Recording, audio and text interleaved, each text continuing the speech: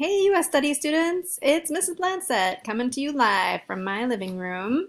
I just wanted to check in and say hi and let you know that I'm thinking about you as we navigate through these unusual, extraordinary times, whatever you want to call this coronavirus 2020 that we are living through right now. It's history, you guys. I hope that you are paying attention.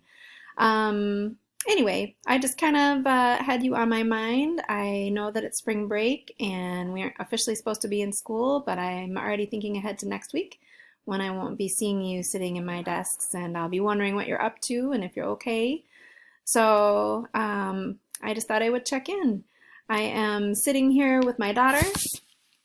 Say hi. Hello. That's Charlotte. She's working on Spanish right now, online, learning her second language. And then, oh yeah, my cat. Well, one of them at least. That's Captain. He's taking a snooze, which is pretty normal for him.